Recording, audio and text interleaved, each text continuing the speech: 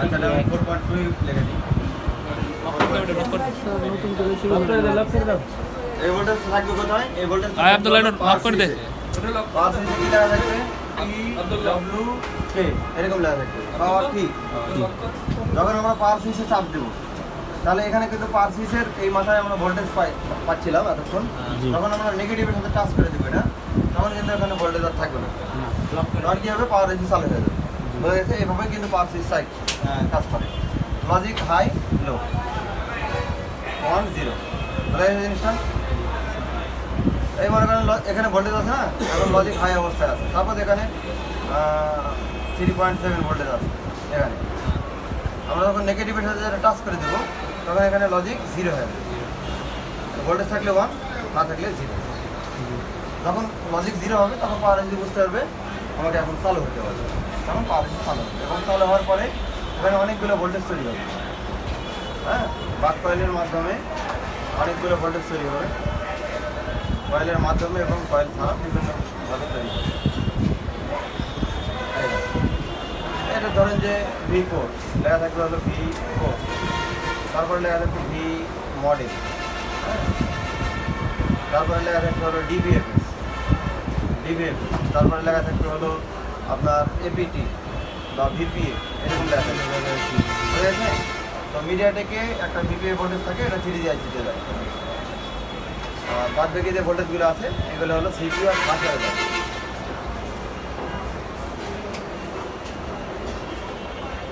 VPA ভোল্টেজের উল্লেখ না করি, GPU উল্লেখ করি। GPU কারণ কথা হলো এই যে ভোল্টেজগুলো দেখতে পাচ্ছেন এখানে অসংখ্য ক্যাপাসিটর থাকবে। আমি একটা দিয়ে বোঝাই দিচ্ছি। এখানে কিন্তু অনেক ক্যাপাসিটর থাকবে। একটা লাইনে 10টা 15টাও থাকতে পারে, 20টাও থাকতে পারে। এবং বাক লাইনে ভোল্টেজ কম থাকলেও এখানে অ্যাম্পিয়ার বেশি থাকে। এবং এই ভোল্টেজগুলো CPU আর eMMC বা EFS এর জন্য তৈরি করা হয়। ধরেন যেটা CPU বা eMMC বা EFS, বোঝা গেছে জিনিসটা? এটা হলো বাক লাইনে বলা হয় হলো ভিরেজ 1। এখানে লেখা থাকবে VR1, ভিরেজ 1। বাক লাইনটা হলো ভিরেজ 1। ভিরেজ 1 এ কত ভোল্টেজ থাকবে? 0.6 ভোল্ট থেকে 1.2, একটা থাকবে 2.0, একটা, এটা থাকবে একটা।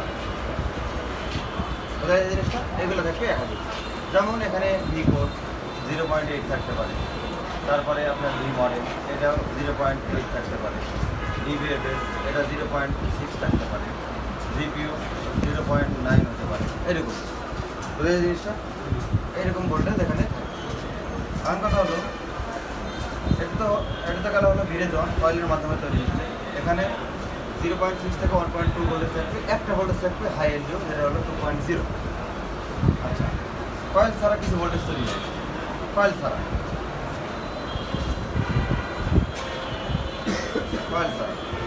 এখানে ভোল্টেজ রেঞ্জ হলো, এটা হলো ভিরেজ 2। এই যে কয়েল ছাড়া যেটা তৈরি, কয়েল ছাড়া ডাইরেক্ট মানে কয়েল ছাড়া যেটা তৈরি হবে এটা হলো ভিরেজ 2।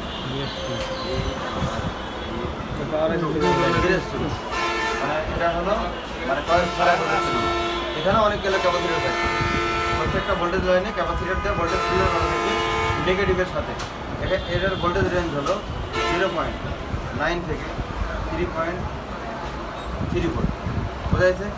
এখন কথা হলো এই লাইনে 1.8 থাকতে পারে, 1.3 হতে পারে, তারপরে আপনার 1.2 হতে পারে, 2.8 হতে পারে, 3.0 হতে পারে, 3.3 হতে পারে। এগুলো হলো ভোল্ট। বোঝা যায় জিনিসটা? এগুলো কখন তৈরি হবে? যখন আমরা পাওয়ার সুইচ করার পর তখন এই ভোল্টেজগুলো তৈরি হবে। তো কয়েল ছাড়া যেগুলো তৈরি হবে ভিরেজ 2, কয়েলের মাধ্যমে যেগুলো তৈরি হবে ভিরেজ 1। অর্থাৎ এটা হলো বাক লাইন, এটা হলো বাক ভোল্টেজ, বাক ভোল্টেজ। আর এগুলো হলো LDO voltage, LDO voltage, LDO voltage. LDO voltage এটা হলো বাক ভোল্টেজ। এলডিও ভোল্টেজটা কি? যেগুলো কয়েলের মাধ্যমে কয়েল ছাড়া তৈরি হবে ভিরেজ 2, বোঝার জন্য বললাম ভিরেজ 2। আর যেগুলো হলো বাক ভোল্টেজ, যেগুলো বাক কয়েলের মাধ্যমে তৈরি হবে এটা হলো কি ভিরেজ 1। তো ভিরেজ ভিরেজ ওয়ানের ভোল্টেজ রেঞ্জ 0.6 থেকে 1.2, একটা ভোল্টেজ থাকবে 2.0। আর আপনার হলো ভিরেজ টু, এটা ভোল্টেজ রেঞ্জ হলো 0.9 থেকে 0.3। অনেকগুলো ভোল্টেজ থাকবে এখানে, 15টা, 20টা, 30টা, 40টাও থাকতে পারে এই ভোল্টেজ। এটা সেটের মডেলের উপর নির্ভর করে। এই হলো ব্যাপার, আমি সিম্পলভাবে বুঝালাম এই জিনিসটা। তো যখন আপনারা ভিলেজ লাইন শর্ট পাবেন, ভিলেজ লাইন শর্ট হলে কী হবে, হাই রিডিং হতে পারে, লো রিডিং হতে পারে। হাই রিডিং অর্থাৎ 300-এর উপরে থাকবে রিডিং, 5 সুইচ ট্রিগার করলে 1 সেকেন্ড 2 সেকেন্ডের মধ্যে। আর যখন লো রিডিং হবে তখন 0 থেকে শুরু হবে এবং 70-এর মধ্যে থাকবে, 1 থেকে 70-এর মধ্যে থাকবে এবং সেই রিডিংটা 0 থেকে শুরু হবে, যেমনটি দেখালাম। তো এরকম একটা ভোল্টেজ শর্ট ছিল, যেখানে লেখা ছিল VUSB PUB, এরকম একটা ভোল্টেজ শর্ট ছিল, বুঝা গেছে? VUSB যখন লেখা থাকবে না, তো USB ভোল্টেজ, এই ভোল্টেজ হলো 3.0, এই ভোল্টেজ হলো 3.0 অর্থাৎ 3 ভোল্ট। তাহলে এখানে যদি এই লাইনটা শর্ট হয়, এখানে ক্যাপাসিটার থাকবে, অসংখ্য ক্যাপাসিটার থাকবে নেগেটিভের কারণে, হ্যাঁ।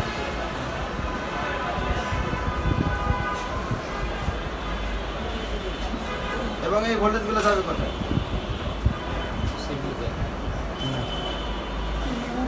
সেকেন্ডারি ভিরেজ ওয়ান, মাথায় রাখেন, ভিরেজ ওয়ান যেটা বাক ভোল্টেজ, এটা যাবে কোথায়? সিপিইউতে আর ইএফএস একই ব্যাপার, একই জিনিস, দুটা স্টোরেজ, শুধু ভার্সনটা আলাদা।